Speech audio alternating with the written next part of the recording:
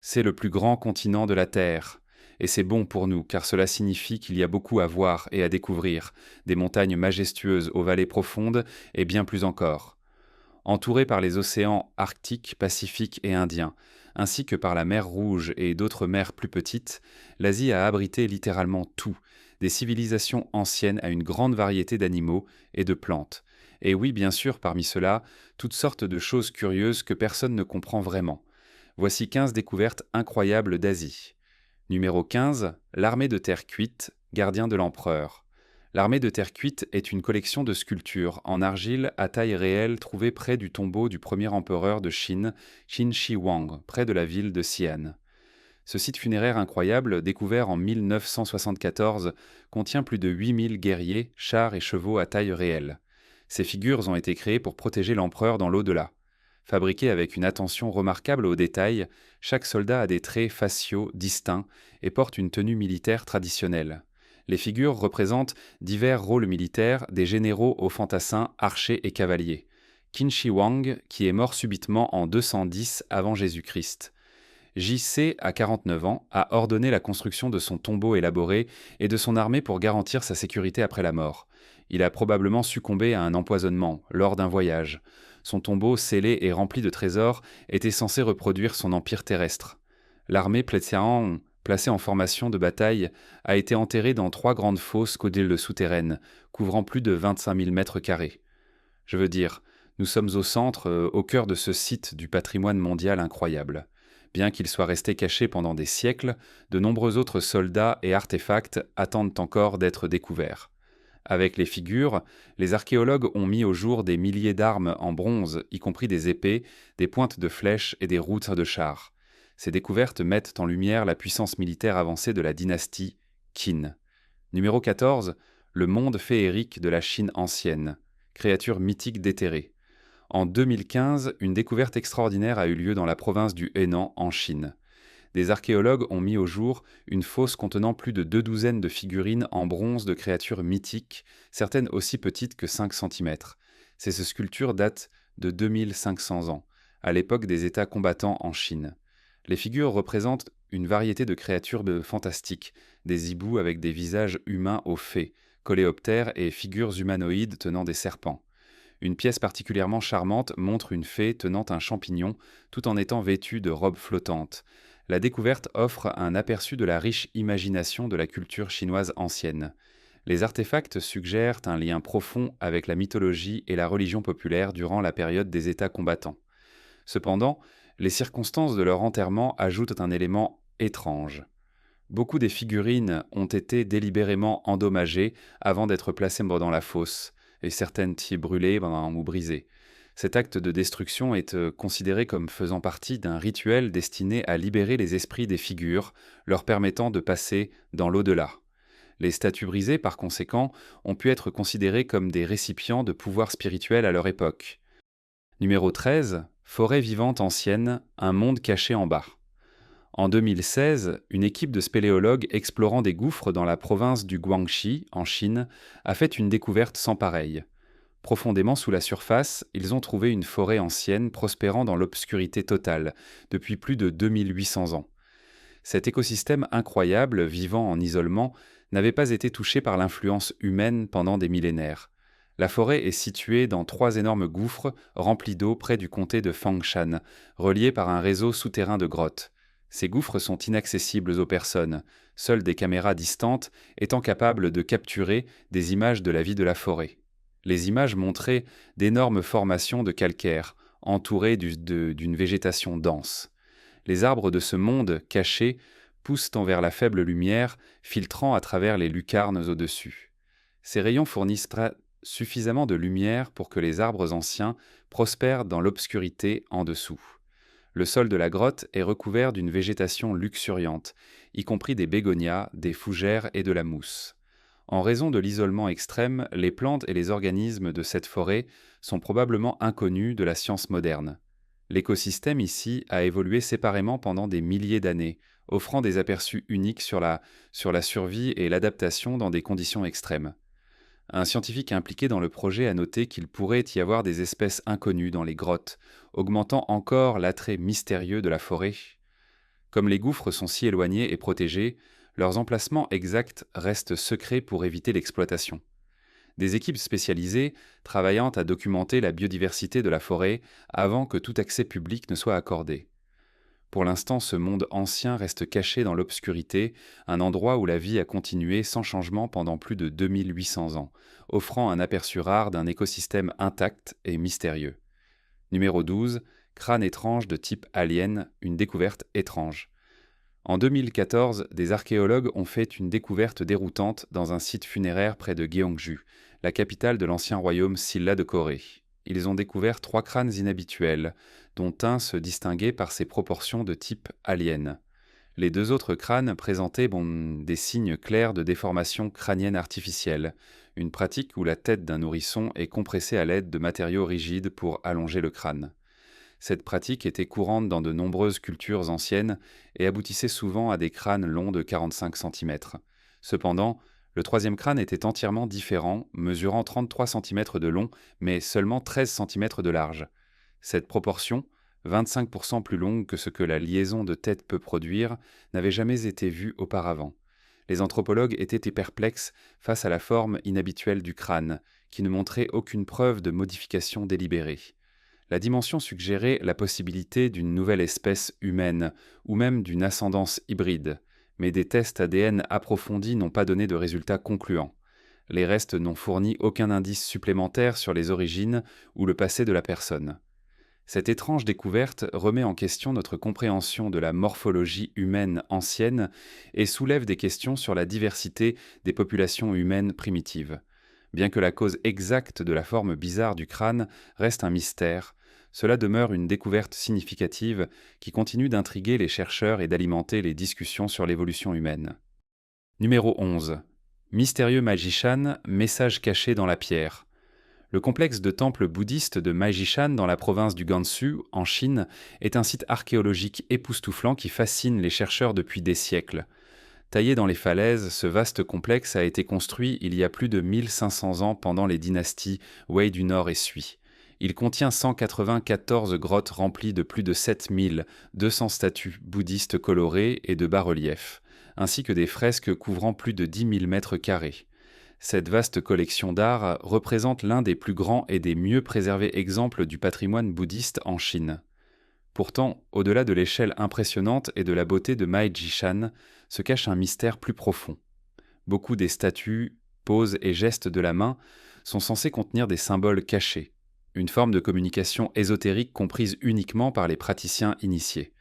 Ces mudras cryptiques se transmettent dans l'annate des concepts mystiques, qui étaient destinés à impartir une connaissance spirituelle profonde à des adeptes sélectionnés. Malgré des recherches approfondies, de nombreuses significations symboliques restent non déchiffrées, laissant une grande partie du but et des enseignements du temple dans le mystère. Ajoutant à l'intrigue, les caractéristiques architecturales inhabituelles à l'intérieur des grottes, telles que des piliers irréguliers, des sols inclinés et des dimensions de niches inégales. Ces éléments de conception désorientants suggèrent que le complexe de grottes a été conçu non seulement pour des raisons religieuses, mais aussi pour altérer la perception et élever l'esprit vers des vérités spirituelles. Sans archives écrites pour expliquer la signification complète de la structure, les chercheurs ne peuvent qu'émettre des hypothèses sur les secrets que les anciens bâtisseurs essayaient de transmettre. Le grès utilisé pour créer Maijishan a été transporté de régions lointaines, mais les méthodes et les raisons exactes de cela restent floues. Ce site énigmatique continue de captiver ceux qui cherchent à comprendre sa signification plus profonde. Numéro 10. Le pilier suspendu. Architecture défiant la gravité. Dans le district d'Anantapur, en Andhra Pradesh, en Inde, se dresse un remarquable temple du XVIe siècle appelé l'Epakshi, célèbre pour son impressionnante démonstration de l'architecture Vijayanagara. Parmi ses nombreuses caractéristiques fascinantes, un pilier à l'intérieur du temple se distingue comme un véritable exploit d'ingénierie, le pilier suspendu. Cette colonne, apparemment suspendue dans les airs, semble défier les lois de la physique. Les visiteurs du temple sont souvent émerveillés lorsqu'ils découvrent que ce pilier semble flotter sans poids, sans support ou poutre visibles en dessous. Pour confirmer sa nature mystérieuse, les gens peuvent passer des objets comme une écharpe ou même une main sous le pilier.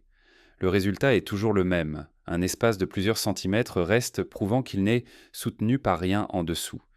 Bien que le pilier semble défier la gravité, son design est une illusion d'optique ingénieuse créée par les architectes du temple. Le pilier est en réalité relié au bâtiment par une poutre porteuse cachée, habilement dissimulée, dans les sculptures complexes du pilier.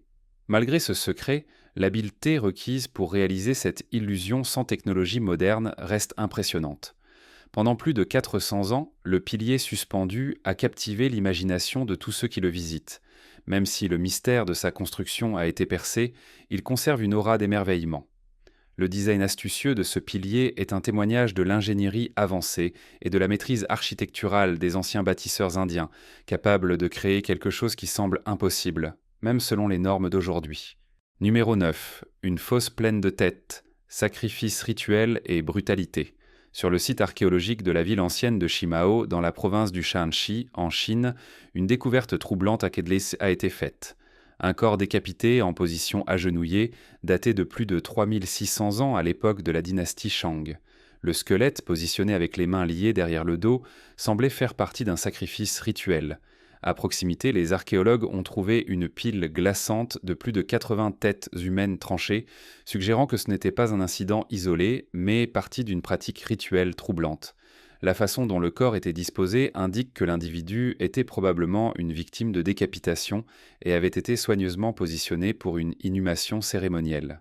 Les preuves archéologiques, y compris des écrits sur des os d'oracle, révèlent que les rois de la dynastie Shang pratiquaient maintenant souvent des sacrifices humains, enterrant des serviteurs, des esclaves ou des ennemis capturés en offrande à leurs dieux et ancêtres. Une fosse de l'ancienne capitale Yingshu contenait plus de 300 corps, tous victimes d'exécutions similaires. L'identité du corps agenouillé reste floue. Pour moi, il est assez frappant de voir pourquoi nous relions ces personnes à nous. Mais on pense qu'il s'agit d'un captif d'une tribu conquise, sacrifié lors de la construction de la ville de Shimao. Cette pratique macabre reflète les méthodes brutales utilisées par les souverains Shang pour contrôler leurs sujets et instiller la peur. À travers de tels sacrifices, les rois rendaient non seulement hommage aux dieux, mais cherchaient également à maintenir le pouvoir et à terroriser leurs ennemis, laissant derrière eux un sombre héritage de violence et de soumission. Numéro 8. Chambre cachée des Ansi du Taj Mahal, secret sous la surface. Le Taj Mahal à Agra, en Inde, est célébré dans le monde entier pour son architecture moghole exquise et son lien profond avec l'amour. Construit au milieu des années 1600 par l'empereur Shah Jahan en mémoire de sa bien-aimée épouse Mumtaz Mahal, ce site du patrimoine mondial de l'UNESCO est un symbole de dévotion éternelle. Cependant, il existe des légendes intrigantes suggérant que le Taj Mahal pourrait cacher des chambres mystérieuses dissimulées sous sa grande surface en marbre. Ces chambres, cachées scellées depuis des siècles, sont censées contenir des secrets jamais explorés. Certains chercheurs, en fait notamment des nationalistes hindous, ont proposé que le Taj Mahal ait été construit sur le site d'un ancien temple hindou dédié au dieu Shiva. Ils soutiennent que Shah Jahan, dans sa quête d'expansion de son empire, a construit le Taj Mahal sur le temple sacré de Shiva. Cette théorie est soutenue par la suggestion que le site original était connu sous le nom de Tejo Mahalaya, un temple hindou. Les partisans de cette théorie croient que les chambres inférieures scellées pourraient aller contenir des preuves, telles que des idoles ou des inscriptions, qui pourraient les confirmer la présence d'un temple sous le Taj Mahal. D'autres spéculations suggèrent que Shah Jahan aurait voulu que le Taj Mahal soit plus qu'un simple monument à sa femme. Il devait être son mausolée personnel, une entrée vers l'au-delà.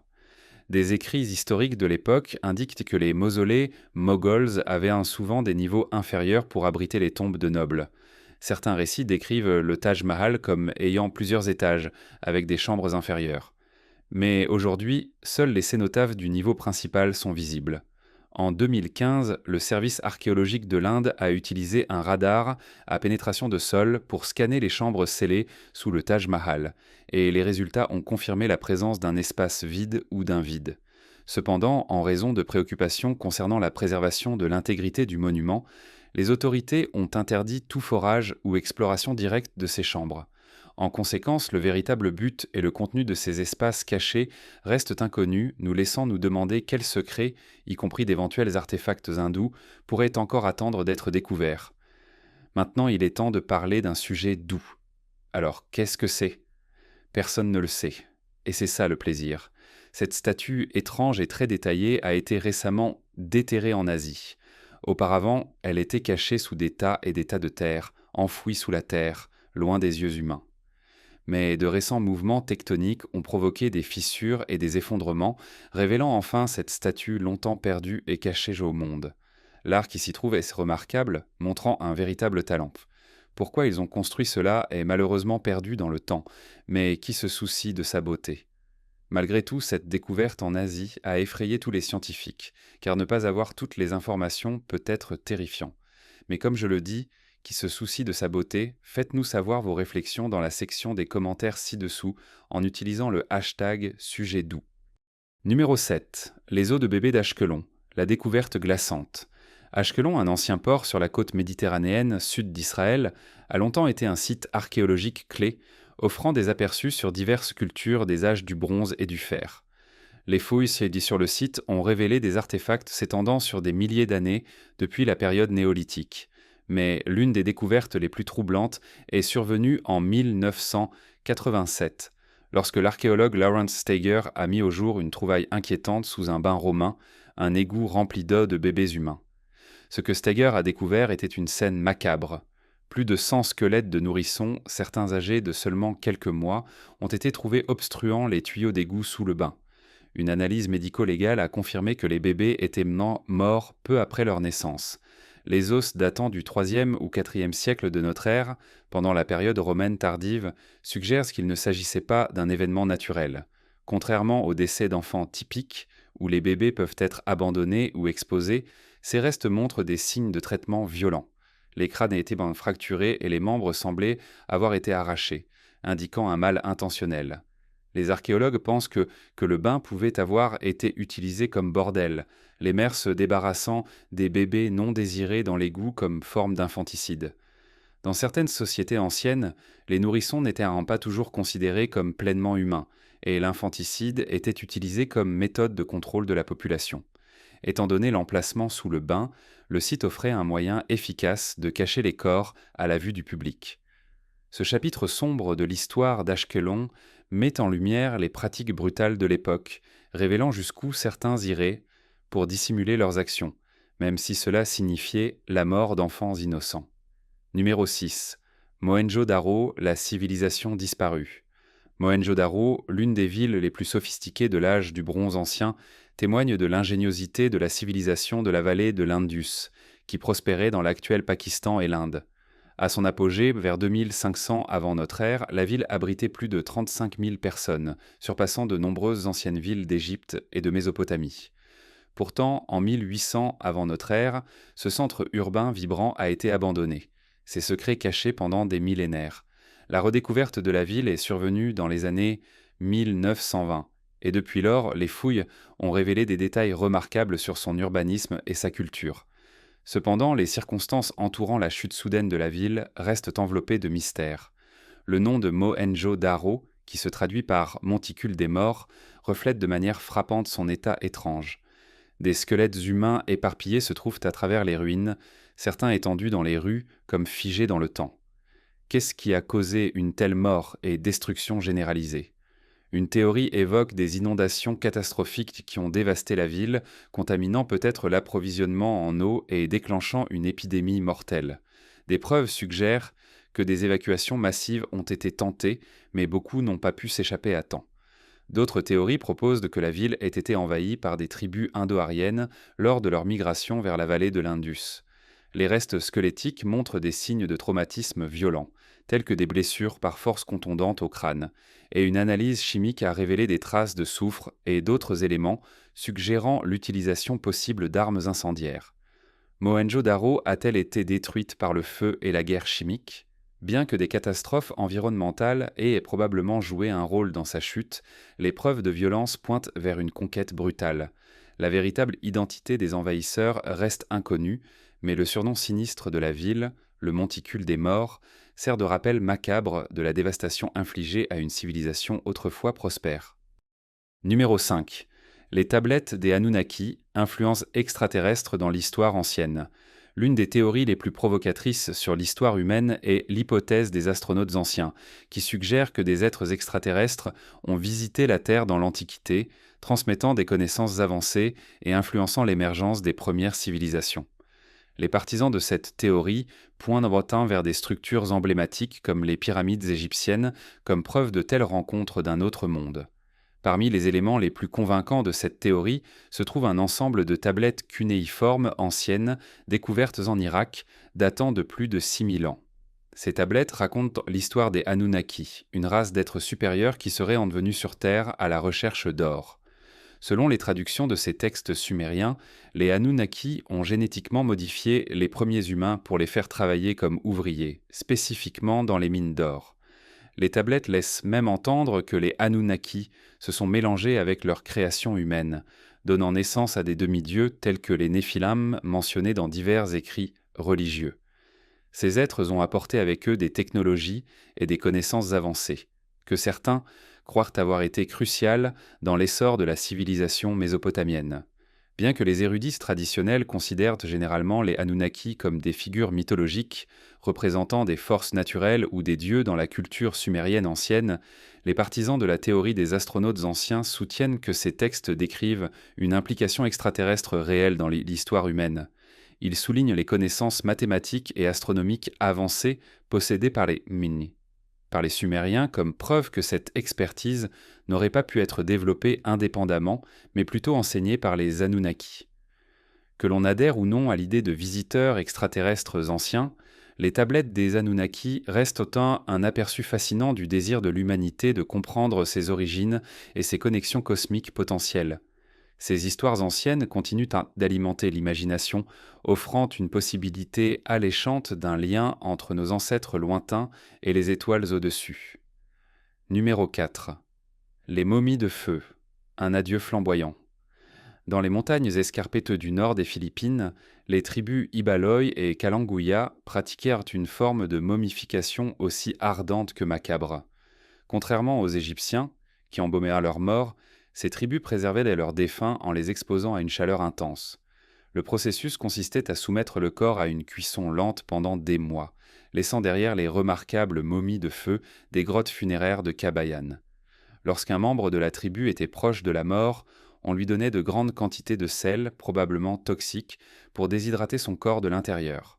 Après la mort, leur corps était rôti à faible flamme, parfois avec des braises incandescentes placées dans l'abdomen pour aider à préserver le corps.